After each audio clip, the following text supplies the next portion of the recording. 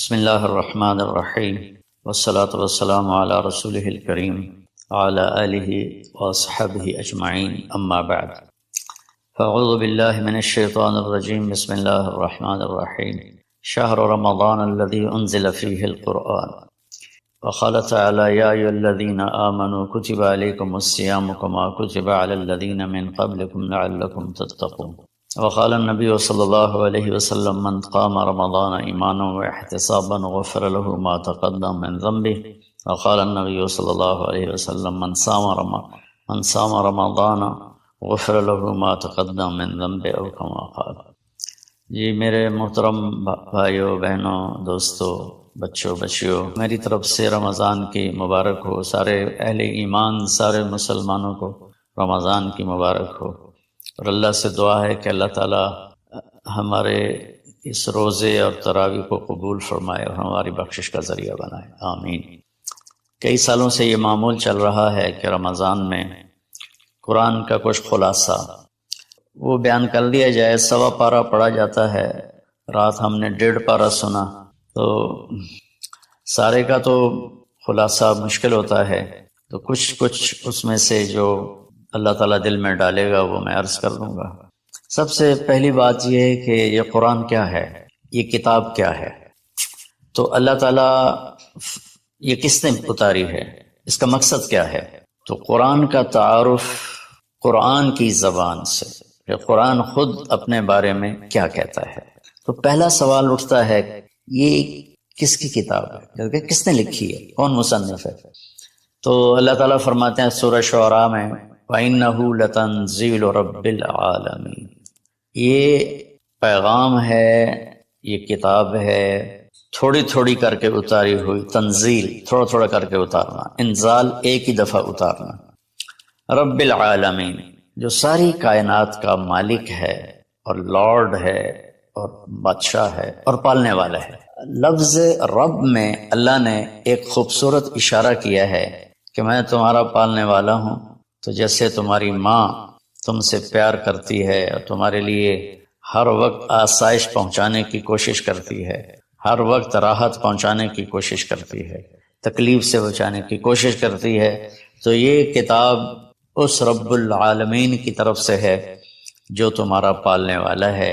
وہ تمہارے لیے کبھی تکلیف نہیں چاہے گا، کبھی مشقت نہیں چاہے گا، میرے اس قانون پہ عمل کرنا تمہارے لیے سراسر فائدہ ہے اور اس کو چھوڑ دینا تمہارے لیے سراسر نقصان ہے۔ لفظ رب میں یہ ایک پیغام اللہ تعالیٰ نے خاموش پیغام ہمیں دیا ہے۔ کس کی کتاب ہے؟ کہ رب العالمین۔ رب العالمین تو آسمانوں پر ہے، تو نیچے کون لایا ہے؟ تو اس کا جواب ہے نزل بہ الروح الامین، اس کے لیے ایک مقدس فرشتہ آیا جو امانت دار ہے، کہ وہ جس طرح اللہ کی طرف سے وہ پیغام ملا اسی طرح اس کو لے کر نیچے آیا۔ امین کے لفظ نے حضرت جبریل کی ضمانت دی، اللہ کی طرف سے ضمانت، اور روح جو ہر آلائش سے پاک ہے اور اللہ کا امر ہے قل الروح من امر ربی۔ تیسری بات کس پر اترا ہے، کس کو یہ دیا گیا ہے کلام؟ علی قلبک، اے میرے محبوب یہ آپ کے رب کا کلام ہے، جبریل اس کو لایا ہے اور آپ کے دل کے اوپر اتارا ہے۔ پہلی 3 کتابیں لکھی ہوئی اتار دی گئیں بیک وقت، اس سے پہلے چھوٹی چھوٹی کتابیں جو آئیں ابراہیم علیہ السلام پر یا دوسرے انبیاء پر، ادریس علیہ السلام پر، وہ بھی لکھی ہوئی، یہ لکھا ہوا نہیں آیا، یہ ڈائریکٹ اللہ پاک کی زبان سے نکلا اور جبریل نے اس کو لیا اور اللہ کے نبی کے دل پر اتار دیا۔ اچھا کس لیے آیا ہے؟ لتکون من المنذرین، یہ اس لیے آیا ہے کہ میرے محبوب آپ دنیا والوں کو بتا دیں کہ اچھائی کا انجام کیا ہے اور برائی کا انجام کیا ہے، اور اس کا نتیجہ ایک دن ظاہر ہونے والا ہے جو آخر بعد میں آئے گا، تو اس کے لیے تیاری کرو۔ منذرین صرف ڈرانے والے کو نہیں کہتے، جو پیار محبت سے کسی کو برائی کا انجام سمجھا رہا ہو، جیسے باپ کہتا ہے بیٹا یہ تو جوا نہ کھیلا کر، تو شراب نہ پیا کر، یہ تیرا نقصان ہو جائے گا، تیرا دین بھی جائے گا، تیری دنیا بھی جائے گی، اس کے سمجھانے میں ایک محبت ہوتی ہے، شدت اور سختی نہیں ہوتی۔ کس زبان میں آیا ہے؟ بلسان عربی مبین، یہ خوبصورت صاف ستھری عربی زبان میں آیا ہے۔ کائنات کی یہ وہ زبان ہے جسے اللہ نے اپنے لیے چنا۔ اللہ کا کلام عربی، میرے رسول عربی، میرے رسول کی زبان عربی، اور اہل جنت کی زبان بھی عربی۔ اللہ نے اس کو پسند کیا۔ یہ عجیب و غریب کلام ہے اور عجیب و غریب یہ لینگویج ہے۔ کسی زبان کے الفاظ کا وہ حرف کا معنی نہیں ہوتا۔ عربی زبان وہ ہے جس کے ہر حرف کا معنی ہے، الف سے لے کر یا تک ہر حرف کا معنی ہے۔ یہ عربی زبان میں آیا ہے۔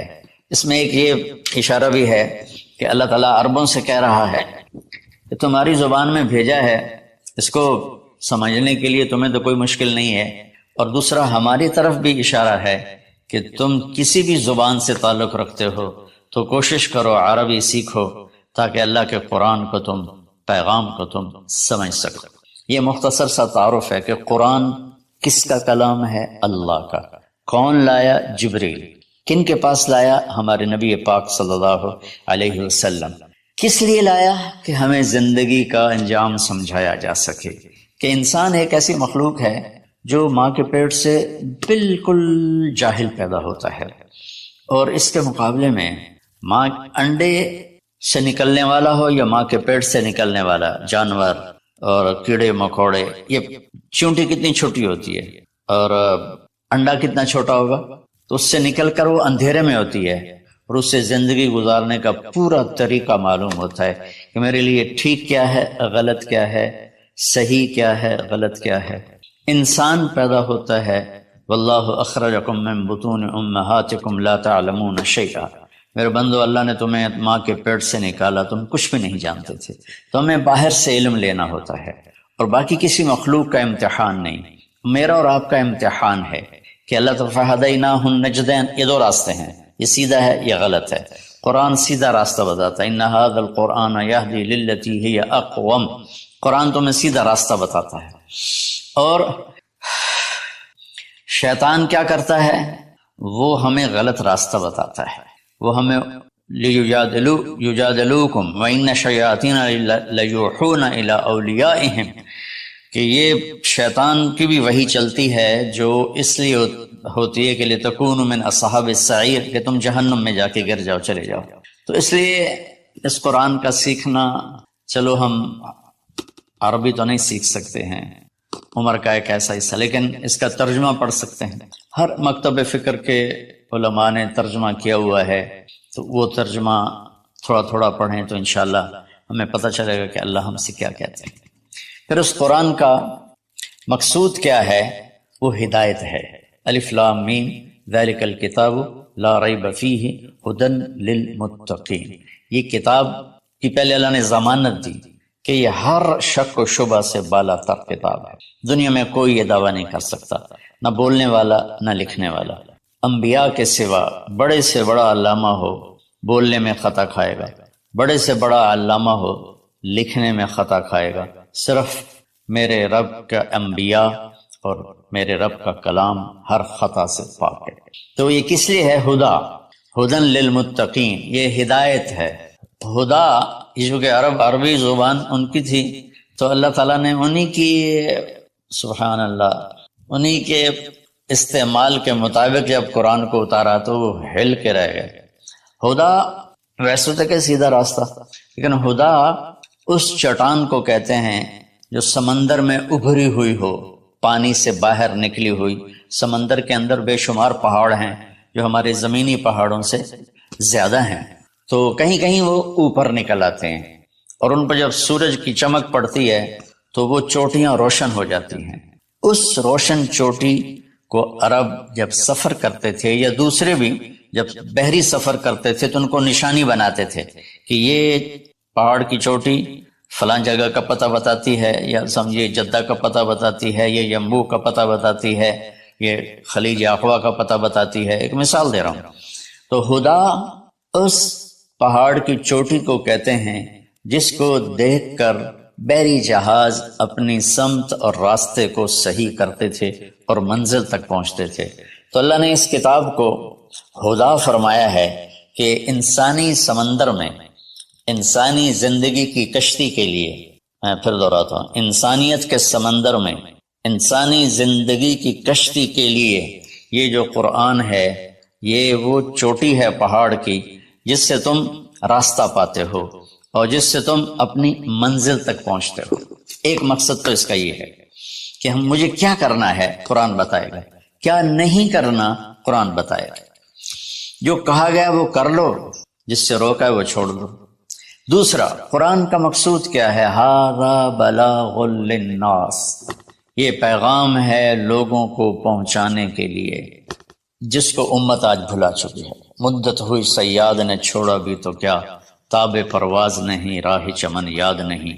مدت ہوئی پرندہ پنجرے میں بند تھا، جب شکاری نے اس کو کھولا پنجرے کا دروازہ اور کہا کہ جاؤ آزاد ہو، تو وہ کہتا ہے تاب پرواز نہیں، میں اڑ نہیں سکتا، تم بہت چھوٹی عمر میں مجھے پکڑ کے لائے تھے میرے گھونسلے سے، راہ چمن یاد نہیں، اور مجھے یہ راستہ بھی معلوم نہیں کہ میرا گھونسلہ کس چمن میں تھا، کس درخت پہ تھا، کس شاخ پہ تھا، میں کچھ نہیں کر سکتا۔ اس وقت امت خواہشات کے پنجرے میں اس طرح بند ہوئی ہے کہ راہ چمن یاد نہیں، تاب پرواز نہیں، راہ چمن یاد نہیں، کہ اللہ تعالیٰ نے ہمیں یہ سورہ ابراہیم کے آخر میں ھذا بلاغ للناس، یہ لہجہ ہے قرآن کا، یہاں ھذا بلاغ للناس، یہ پیغام ہے لوگوں کو پہنچانے کے لیے، وَلِيُنذَرُوا بِهِ، تاکہ انہیں خبردار کیا جا سکے، وَلِيَعْلَمُوا، تاکہ وہ جان لیں، انما هو الہ واحد وَلِيَذَّكَّرَ اولو الالباب، کہ ایک ہی اللہ ہے، ایک ہی معبود ہے، ایک ہی الہ ہے، ایک ہی مدد کے قابل، ایک ہی پکارے جانے کے قابل، ایک ہی ہے جس کو پکارنا بھی ہے، بلانا بھی ہے، مانگنا بھی ہے، جھولی بھی پھیلانی ہے۔ یہ اس کا دوسرا مقصد ہے۔ اس امت کو ایسا نبی ملا جس کے بعد کوئی نبی نہیں آئے گا، کوئی نبی نہیں آئے گا۔ نبی اللہ بھیجتا ہے، خود بخود کو انسان نبوت کا دعویٰ کرے تو اس سے وہ نبی نہیں بنتا ہے، تو نبی اللہ بھیجتا ہے اور اللہ پسند کرتا ہے۔ تو ہمارے نبی آخری ہیں، لہٰذا اس کتاب کا پیغام دنیا کو پہنچانا ہم سب کے ذمہ ہے کہ ہم انہیں بتائیں کہ بھائیو آگے ایک زندگی آ رہی ہے۔ دو باتیں ہو گئی۔ تیسری بات یہ ہے کہ اس وقت ایک ماحول بنا ہوا ہے کہ دین پہ چلنا بڑا مشکل ہے، دین پہ چلنا بڑا مشکل ہے۔ تو اللہ تعالیٰ نے بسم اللہ الرحمن الرحیم، یہاں سے اللہ نے تسلی دینی شروع کی کہ میں شروع کرتا ہوں اس اللہ کے نام سے جو رحمان بھی ہے رحیم بھی ہے، مہربان ہے، نہایت رحم کرنے والا ہے۔ تو پہلا ہی جملہ بتاتا ہے کہ جو رحمان و رحیم ہو وہ کوئی ڈنڈے سوٹے کا قانون تو نہیں بنائے گا، بہت نرم سا بنائے گا، ہماری فطرت کے مطابق بنائے گا۔ بھوک کی حالت میں روٹی کھانا کون سا مشکل کام ہے، افطاری کے وقت کھانا کون سا مشکل کام ہے، ہر کوئی جھپٹنے پر تیار ہوتا ہے۔ پھر دوبارہ اللہ نے تسلی دی، الحمدللہ، سب تعریفیں اس اللہ کے لیے ہیں۔ حمد اور مدح، یہ قرآن کے دو لفظ ہیں۔ حمد ہے وہ تعریف جس کے وہ لائق ہے، اور مدح میں خوش آمد ہے۔ آپ نے فرمایا یا معاذ ایاک والتمادح فإنہ الذبح، معاذ خوش آمد کرنے سے بچنا یہ ذبح کر دینے والی چیز ہے۔ تو اللہ تعالیٰ نے کہا سب تعریفیں تیرے اللہ کی، اور اللہ کے صفاتی نام 99 ترمذی شریف میں ہیں، لیکن وہ 99 نام صرف نہیں ہے بلکہ جیسے اللہ اپنی ذات میں لامحدود ہے تو اس کی نام بھی لامحدود ہیں، لیکن ذاتی نام جو ہے وہ اللہ ہے۔ اللہ میرے بر صغیر میں خدا بولا جاتا ہے عام طور پہ، اہل علم بھی یہی بولتے ہیں، عام لوگ بھی یہی بولتے ہیں، میرا اس سے کوئی اختلاف نہیں ہے کہ یہ نہیں بولنا چاہیے۔ خدا فارسی کا لفظ ہے، پتہ نہیں کس نے یہ لفظ بنایا، خدا، وہ جسے کسی نے نہ بنایا ہو اسے خدا کہتے ہیں، لیکن اللہ نے اپنا نام بتایا کہ میرا نام اللہ ہے۔ تو ترجمہ لفظوں کا نہیں ہوتا، نام کا ترجمہ نہیں ہوتا، ترجمہ عبارات کا ہوتا ہے۔ میرا نام طارق جمیل ہے، اس کے الفاظ کا مطلب ہے کچھ، لیکن مجھے طارق جمیل کہہ کے پکارا جاتا ہے، اور طارق رات کو آنے والا، اور طارق کھٹکھٹانے والا، میں تو کوئی نہیں کھٹکھٹا رہا۔ مولانا خوبصورت، جمیل خوبصورت کو کہتے ہیں، نام کا ترجمہ نہیں ہوتا۔ اس لیے بہتر یہ ہے کہ اللہ کو صرف اللہ کے نام سے پکارا جائے، اللہ، سبحان اللہ، زبان ہی میٹھی ہو جاتی. اللہ، یہ کوئی حرام حلال کی بات نہیں کر رہا ہوں، افضل اور اولا کی بات کر رہا ہوں کہ جو نام اللہ نے اپنا کہا، اللہ، قرآن کو شروع اس سے کیا، ہمیں اللہ کہنا چاہیے. جو لفظ اللہ میں نور ہے وہ لفظ خدا میں ہے ہی نہیں، صرف اللہ کہا کر، صرف اللہ کہا کر. اور اللہ کے نام میں ایک عجیب صفت ہے، کسی بھی نام کا کوئی لفظ حرف نکالو تو مطلب بدل جاتا ہے. جیسے طارق، رات کو آنے والا. طرق، الف نکال دو، طرق، تو طرق کا مطلب ہے زمین پہ قدم مارنا. طریق سے طرق ہے. طریق ہوتا ہے زمین کی وہ جگہ جس پر پاؤں کی دھمک پڑتے پڑتے پڑتے پڑتے راستہ بن جائے، اس لیے اس کو طریق کہتے ہیں. تو یہ ہٹا دو تو ارق، بے قرار. جمیل کا جیم ہٹا دو تو میل بن گیا، میل بن گیا. یہ ہٹا دو تو جمل، اونٹ بن گیا. لفظ اللہ کی ایک خصوصیت ہے کہ اس کے ہر حرف کو ہٹا دو تو اشارہ اللہ کی طرف ہی ہوتا ہے. اللہ اللہ ہی ہے. الف ہٹا دو، للہ، تو اللہ کہتا ہے للہ ما فی السماوات و ما فی الارض، تو اشارہ اللہ کی طرف. اگلا لام ہٹا دو تو بچ جاتا ہے لہو، تو اللہ تعالیٰ کہتا ہے لہو ما فی السماوات و ما فی الارض. پچھلا لام ہٹا دو، الف کے بعد کا لام ہٹایا تو الہ بن گیا، اور آخری لام ہٹایا تو لہو آخری لام ہٹایا تو الہ بنا، اور پہلا ہٹایا تو لہو بنا. تو میرا رب کہتا ہے اللہ، اچھا اللہ. الف ہٹا دو، للہ، اللہ، للہ ما فی السماوات و ما فی الارض. پھر لام بھی ہٹا دو، الف بھی ہٹا دیا، لام بھی ہٹا دیا، تو لہو ما فی السماوات و ما فی الارض. پھر آخری لام کو ہٹا کے پہلے لام کو بچا لیا تو وَهُوَ الَّذِي فِي السَّمَاءِ إِلَٰهٌ وَفِي الْأَرْضِ إِلَٰهٌ. اور پھر سب سے عجیب بات کہ سارے حرف ہٹا کر آخری ہے کی پیش کو باقی رکھو نا، تو وہ ہے اللہ لا الہ الا ہو. اللہ لا الہ الا ہو، هو اللہ الذی لا الہ الا ہو، قل هو اللہ احد، هو اللہ الذی لا الہ الا ہو. یہ لہو ما فی السماوات و ما فی الارض. تو اللہ تعالیٰ نے ہمیں تسلی دی کہ میں بہت بڑا ہوں. اچھا یہ اللہ، یہ جو تو قانون بھیج رہا ہے تو قانون تو بڑے سخت ہوتے ہیں، تو اللہ کہتا رب العالمین، نہیں میں تمہاری ماں سے زیادہ پیار کرنے والا ہوں، میں تم پر ایسے ڈنڈے نہیں چلاؤں. لیکن میرا اللہ کہتا ہے کہ میرا بندہ میں تیری ماں سے 70 گنا کا مطلب سدہ 70 نہیں ہوتا، لا محدود درجے میرا پیار ہے. پھر تسلی نہیں ہوتی، اللہ تو قرآن تو بھیج رہا ہے، پتہ نہیں ہم عمل کر سکیں گے کہ نہیں کر سکیں گے. تو پھر اللہ کہتا ہے الرحمن الرحیم. کیوں ڈر گئے ہو؟ کیوں قرآن کے مطابق دکان نہیں چلاتے، زندگی نہیں گزارتے، جاب نہیں کرتے، زراعت نہیں کرتے، تجارت نہیں کرتے، شادی نہیں کرتے، ساری چیزوں کو بنا لیں، تو کیوں ڈرتے ہو؟ رب العالمین پہلی گارنٹی، الرحمن الرحیم پہلے بسم اللہ سے. پھر دوسری گارنٹی اللہ، کہ میں اللہ ہوں، نفع نقصان کا مالک ہوں. پھر رب العالمین، تم پر مہربان ہوں، تمہارا پالنے والا ہوں. پھر الرحمن الرحیم کی دوبارہ تکرار ہے. کیوں ڈرتے ہو؟ رحمان بھی ہوں، رحیم بھی ہوں. اب اللہ نے جزا سزا کا بھی ایک رکھا نا. بہت سے لوگ ہیں جو محبت کی بات جتنی بھی کرو الٹا ہی سوچتے ہیں، تو اس کو دھمکانے کے لیے مالک یوم الدین. پھر یہ بھی یاد رکھنا کہ میرے پاس جزا سزا کا بھی نظام ہے. اس کو اللہ تعالیٰ اتنے خوبصورت انداز میں بیان کرتا ہے کہ ہم تو چونکہ عرب نہیں ہیں، لیکن عربی کچھ پڑھی تھوڑی بہت، اللہ نے اس کا ذوق بھی دیا. تو ابھی ساری بات ہو رہی کہ وہ ایسا ہے، وہ ایسا ہے، وہ ایسا ہے، لیکن آگے ہے ایاک نعبد و ایاک نستعین. اللہ تیری ہی بندگی کرتے ہیں، تجھی سے مدد مانگتے ہیں. تو ایک دم جیسے اللہ سامنے آ گیا، الحمدللہ رب العالمین الرحمن الرحیم.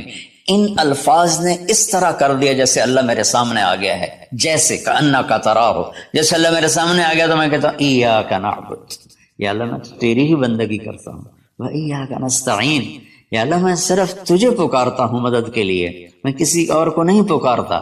میرے نبی نے حضرت عبداللہ بن عباس سے فرمایا وَإِذَا سَأَلْتَ فَاسْأَلِ اللَّهِ وَإِذَا اسْتَعَنْتَ فَاسْتَعِنْ بِاللَّهِ. کہ اے بچے، اے میرے یا غلام، اے میرے پیارے چچا زاد بھائی، تو ایسا جب تجھے پکارنا ہو تو اللہ کو پکارنا، مدد کے لیے صرف اللہ ہے جو آتا ہے، اللہ کے سوا کوئی مدد نہیں کر سکتا۔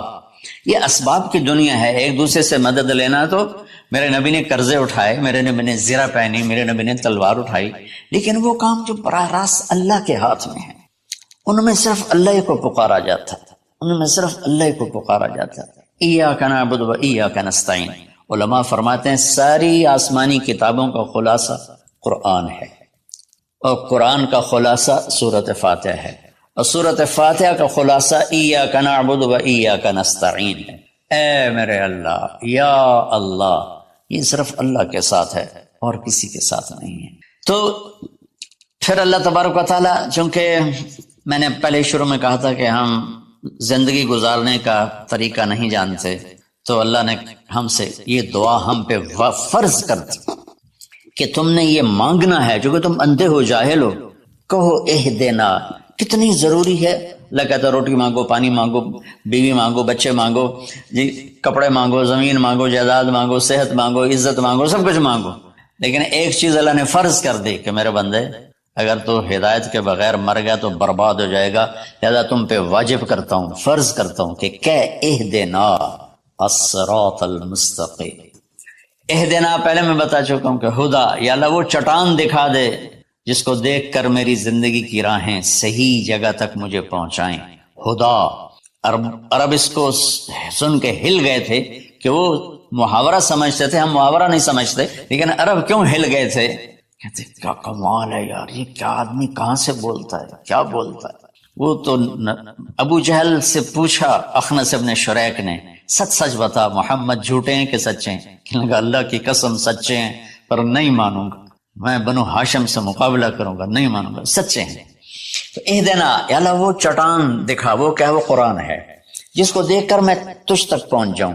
صراط، سیدھے راستے کو کہتے ہیں، صراط جس پر کسی قسم کا کوئی کھڈا نہ ہو، جیسے موٹر وے۔ اب موٹر وے بنائے تو ہم لوگ اپنے گاؤں سے، ابھی میں گاؤں سے ہی بات کر رہا ہوں، ملتان کے لیے جانا ہو، لاہور، اسلام آباد، فیصل آباد، موٹر وے سے جاتے ہیں۔ صراط موٹر وے کو کہتے ہیں۔ المستقیم جس میں وہ نہ ہو، زیادہ موڑ نہ ہو، بلکہ سیدھا ہو۔ الذین انعمت علیہم، نعم اس بوٹی کو کہتے ہیں جو سردی گرمی میں خشک نہیں ہوتی، سدا بہار سرسبز ہوتی ہے۔ تو نعمتن، یا اللہ وہ راستہ دے جس میں ہر چیز ملتی ہو، سبزہ بھی ہو، خوشیاں بھی ہوں، اور اس کے راستے میں کوئی سروس اسٹیشن بھی ہو، اور کھانے پینے کا سامان بھی ہو، کوئی بوفے بھی ہو، اور کوئی جو پیٹرول اسٹیشن بھی ہو۔ آج کی زبان میں کہہ رہا ہوں، یا اللہ وہ راستہ دے جو آباد ہو، جو سرسبز ہو۔ نعم کے اندر یہ معنی موجود ہے، غیر المغضوب علیہم ولا الضالین۔ پھر کہا آمین، زور سے کہو آمین۔ تو میرے رب نے فرمایا کہ یہ مانگو کہ مجھے سیدھی راہ دکھا۔ تو میرے بھائی بہنوں، حضرت علی رضی اللہ تعالیٰ عنہ علیہ السلام کا فرمان ہے کہ اگر میں سورۃ فاتحہ کی تفسیر کروں تو 70 اونٹوں پہ لا دی جائے گی۔ 7 آیات ہیں تو ہر آیت کے لیے 10 اونٹ۔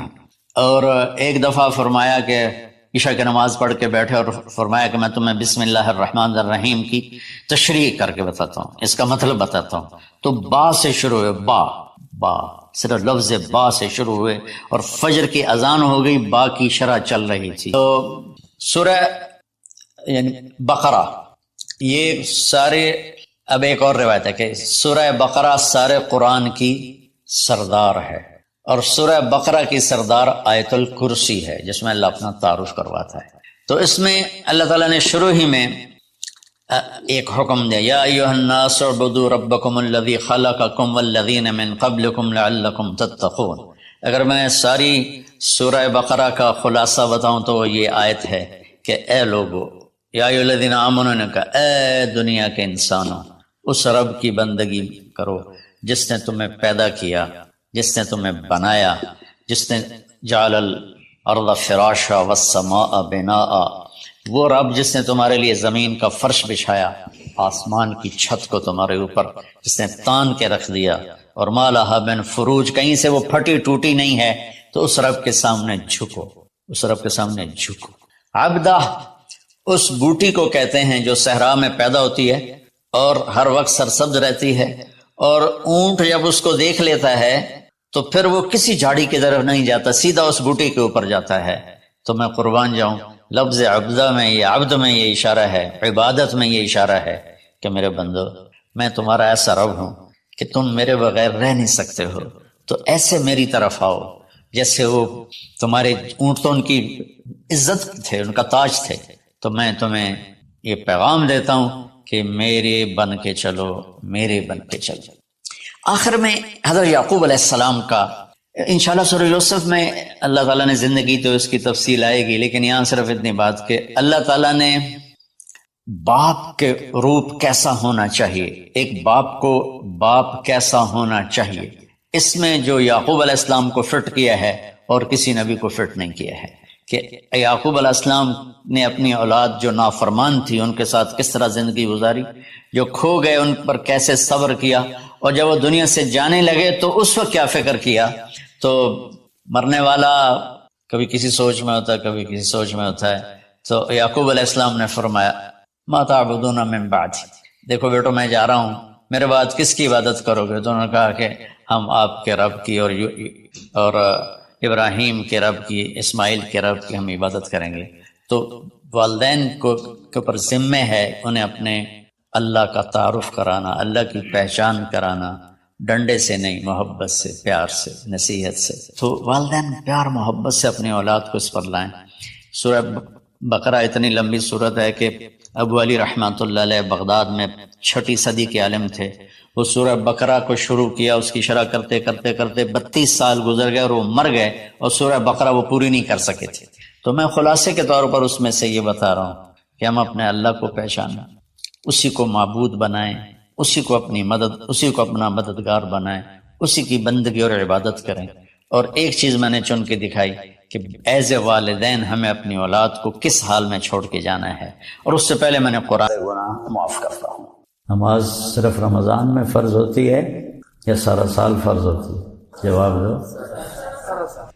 ماشاءاللہ سب نوجوان ہیں، بیٹا نماز کی پابندی کیا کرو۔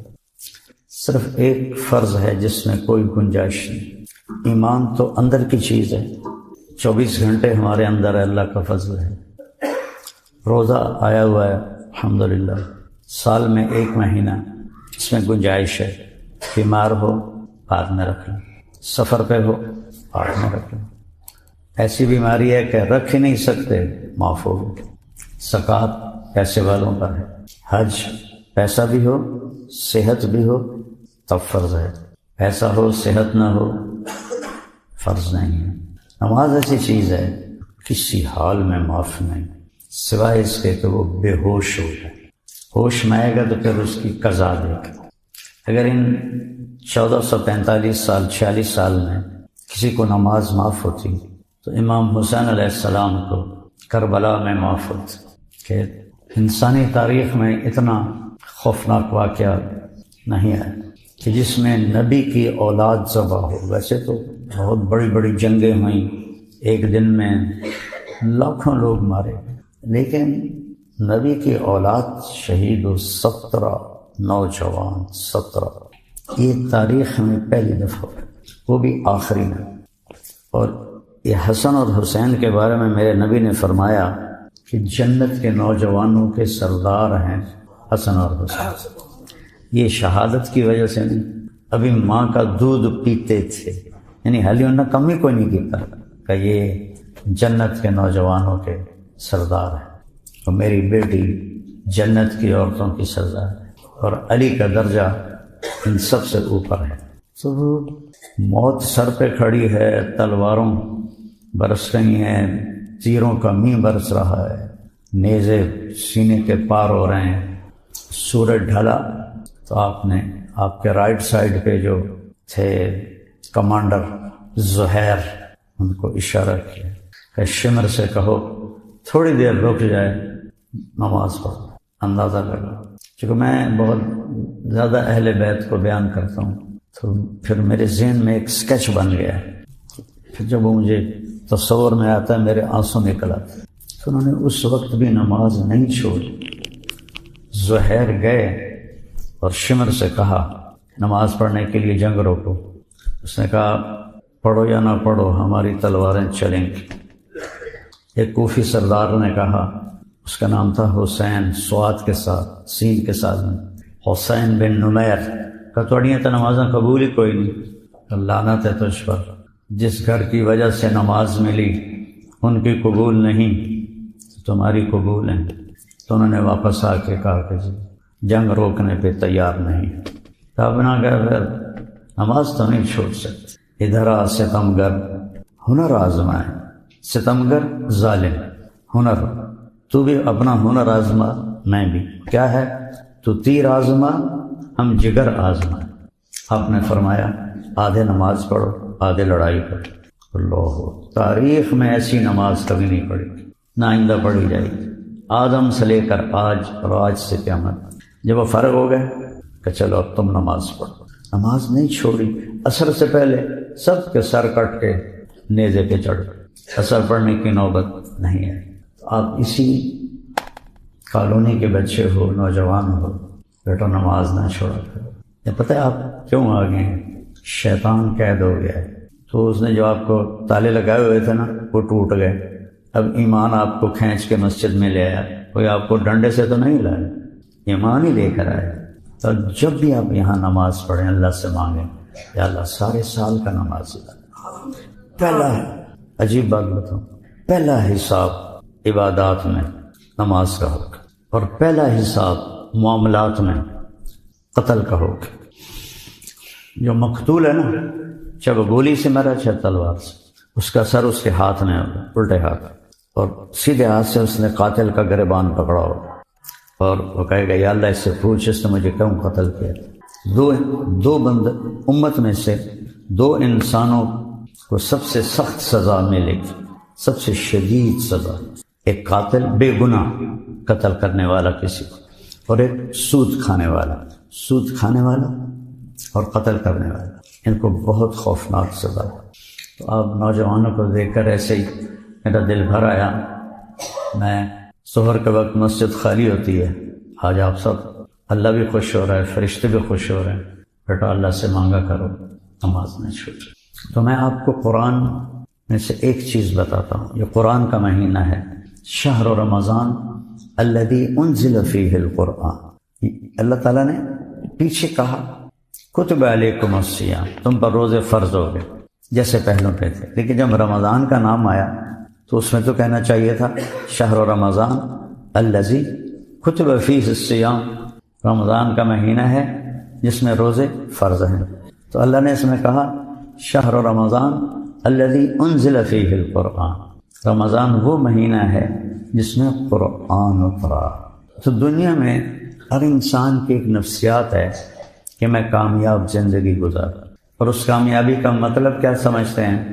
پیسہ آ جائے، کاروبار بن جائے، بڑا گھر ہو، بڑی گاڑی ہو، خوبصورت بیوی ہو، بڑے لوگوں سے تعلقات ہوں، بینک بیلنس ہو، تو یہ میری کامیابی ہے۔ ماں باپ بھی اس سے کامیابی کہتے ہیں۔ تو قرآن کس کو کامیابی کہتا ہے؟ میں صرف یہ ایک بات آپ کو بتانا چاہتا ہوں، جس نے بھیجا ہے وہی صحیح بتائے گا۔ جو یہاں آیا ہے اس کا مطلب بھی ہے کہ اس جامنا ہے، تسی بس تے چڑھ دے ہو تو تھوڑا کی خیال ہوتا ہے ٹریا جانا ہے، نہیں فیصل آباد آ گیا تو لے جانا ہے، ویگن پہ چڑھتے ہو تو وہاں ملت چوک میں ارادہ ہوتا ہے کہ اتر جانا ہے، جہاز پہ چڑھتے ہو کراچی اترنا ہے۔ جو یہاں آیا ہے ایسے سمجھے وہ دنیا کی بس پہ چڑھا ہوا ہے، اور جب آخرت کا اسٹیشن آئے گا تو اتر جائے گا۔ یہاں آنا ہی نشانی ہے جانے کی، آنا ہی نشانی ہے جانے کی۔ اب اللہ نے کیا کہا ہے کہ کامیاب کون ہے؟ من یطع اللہ ورسولہ فقد فاز فوزا عظیما۔ نہ پیسے کی شرط، نہ شکل کی شرط، نہ خاندان کی شرط، نہ سید قریشی ہونے کی شرط، نہ عہدے دار ہونے کی شرط، نہ چھوٹے بڑے گھر کی شرط۔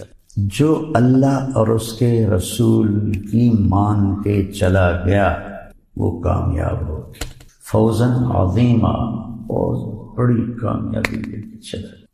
تو میرے بھائیو، اللہ نے دنیا کے بارے میں فرمایا ہے من کان یرید العاجلہ عجلنا لہ فیہا ما نشاء لمن نرید۔ اگر تم صرف دنیا کے پیچھے بھاگو گے نا، اور دنیا پیسہ پیسہ پیسہ پیسہ، ساری دنیا کا ایک دین بن چکا ہے پیسہ، ساری دنیا، کافر، مشرک، تحریہ، ہندو، سکھ، عیسائی، یہودی، مسلم، پیسہ پیسہ۔ اللہ کیا کہہ رہا ہے؟ جو ہم سے دنیا مانگے گا، صرف دنیا دے دیں گے، ہم دے دیں گے، لیکن اتنا دیں گے جتنا ہم چاہتے ہیں، اتنا نہیں دیں گے جتنا وہ چاہتا ہے۔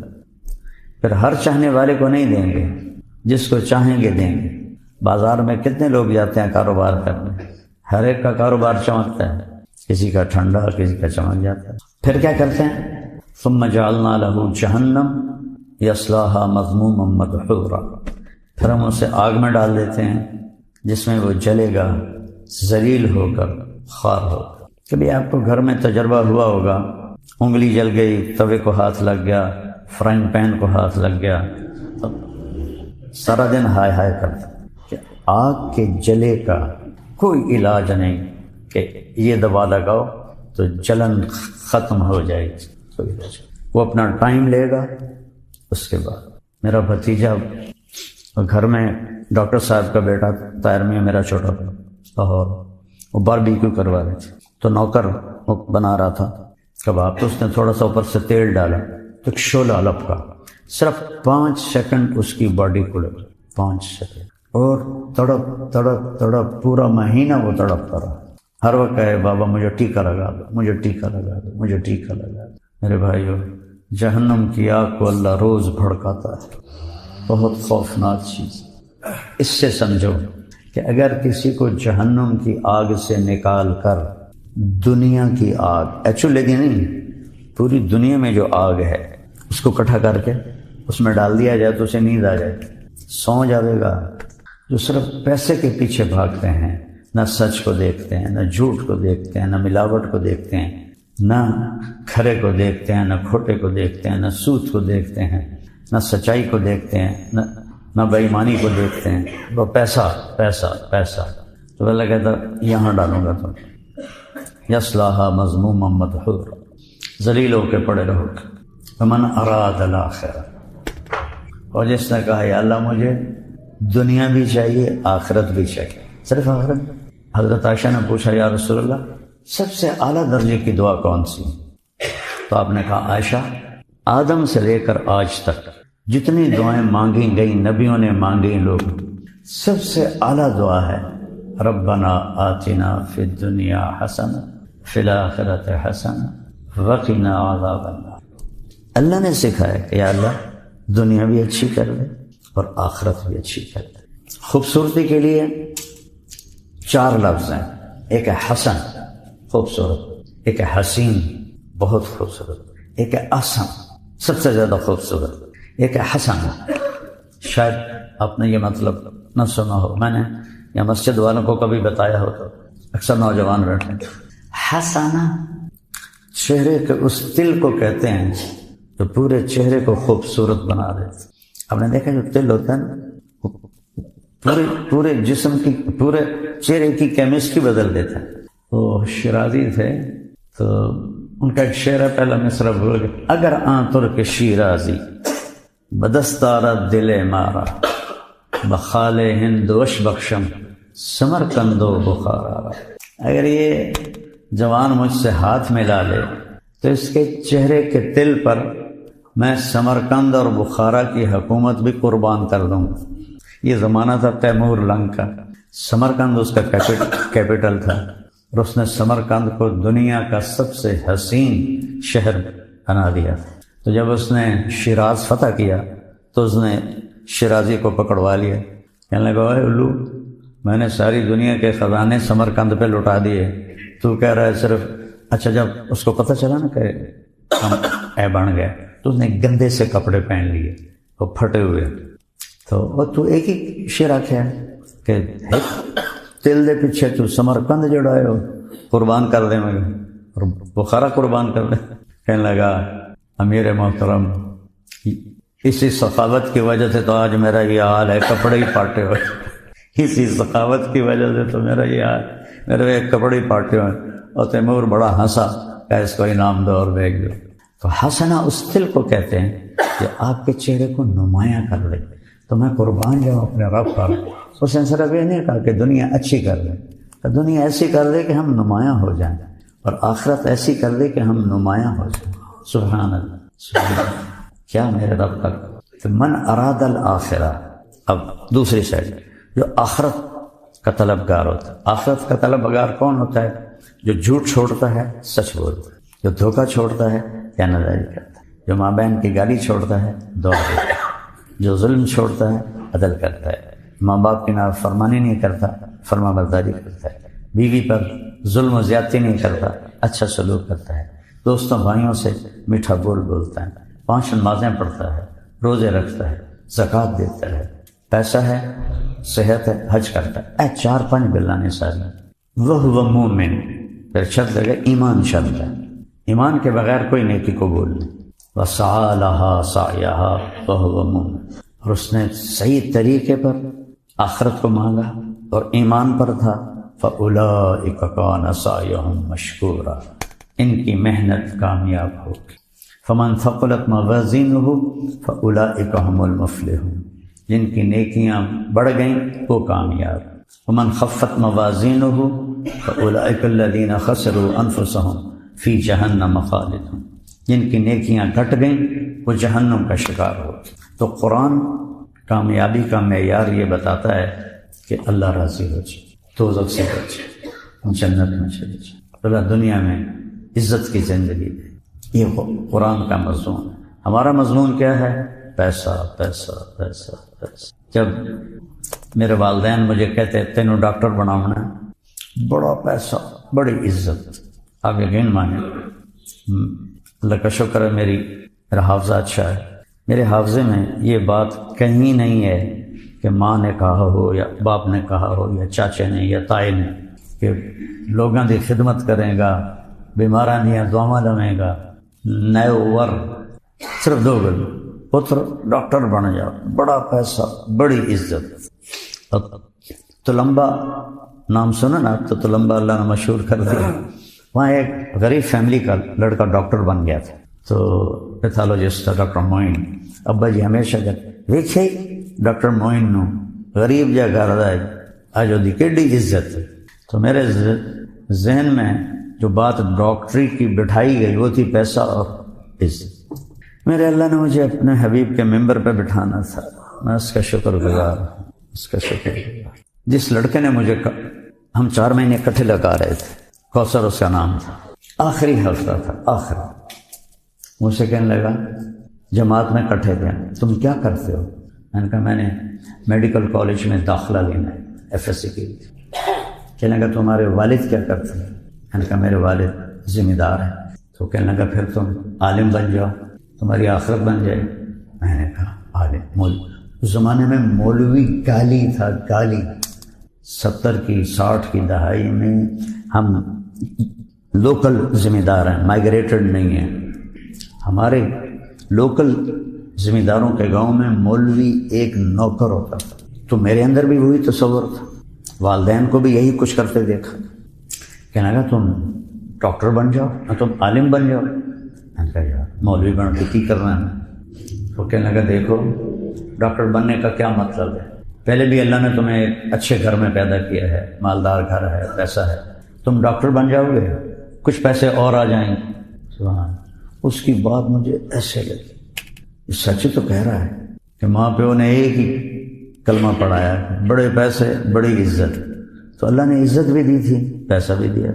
ماشاءاللہ وہاں کے بڑے مشہور خاندان سے ہیں اور با اثر ہیں۔ میرے والد نے 44 میں BA کیا تھا، اور پاکستان مسلم فیڈریشن آف اسٹوڈنٹس کے وہ جنرل سیکرٹری تھے۔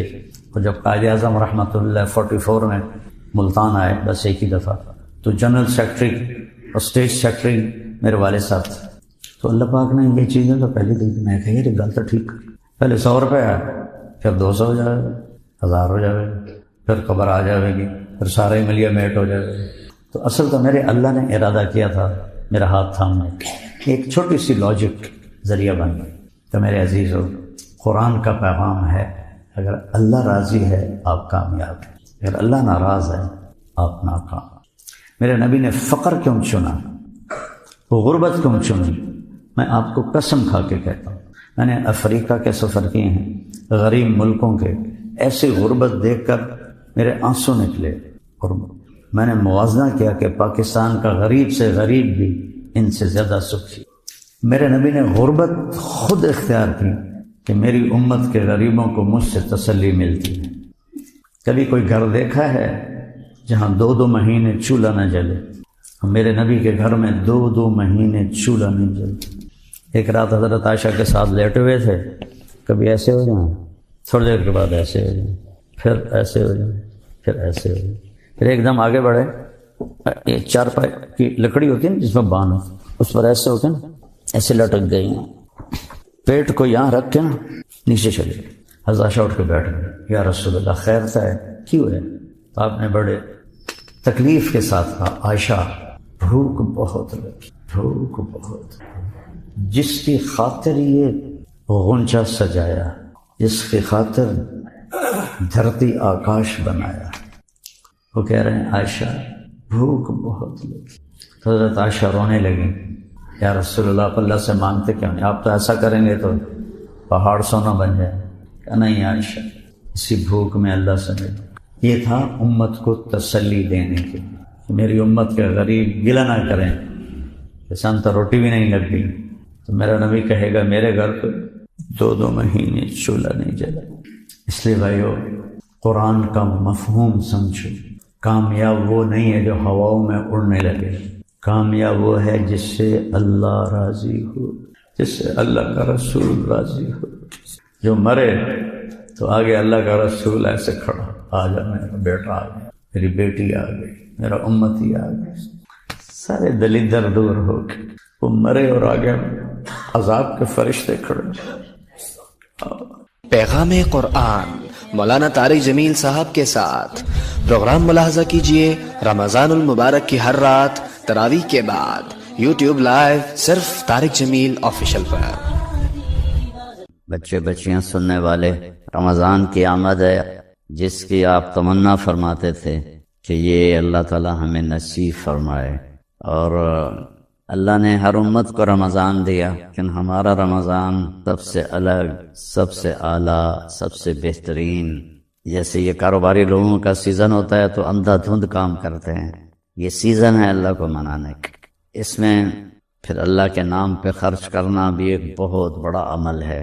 ویسے تو زکوٰۃ ہے، صدقہ ہے، خیرات ہے، سارا سال دی جا سکتی ہے۔ رمضان میں دینے کا فائدہ یہ ہے کہ فرض زکوٰۃ کا 1 روپیہ 70 روپے کے برابر ہو جائے گا، اور نفلی صدقے کا 1 روپیہ فرض روپے کے برابر ہو جائے گا۔ تو اس میں گزارش ہے کہ اللہ کے نام پر کھل کر دیں، اور اللہ نے ہم سے فاؤنڈیشن بنوائی ہے MTJ کے نام پر، جو اس وقت اللہ کے فضل سے پوری دنیا میں کام کر رہی ہے۔ ہم چھوٹی سی بستی میں رہتے ہیں، چھوٹا سا قصبہ ہے تلمبہ، ہم نے صرف اپنے علاقے کے لیے بنائی تھی، اللہ نے اسے دنیا میں پہنچا دیا۔ ابھی بھی 1 ہفتہ پہلے غزہ میں ہمارے ٹرک کھانے کا سامان اور بہت سی چیزوں کا سامان لے کر داخل ہوئے ہیں، ان کو پہنچائی ہیں، ان کی ویڈیو ہمارے پاس آئی ہیں۔ جب بارڈر بند تھے اس وقت بھی اللہ نے ہمیں توفیق دی تھی کہ ہم نے ایسے ذرائع ڈھونڈ لیے تھے جہاں سے ہمارے ٹرک جاتے تھے اور ان کی مدد کرتے تھے۔ ترکی میں زلزلہ آیا، وہاں اللہ نے پہنچایا، مراکش میں زلزلہ آیا، وہاں اللہ نے پہنچایا۔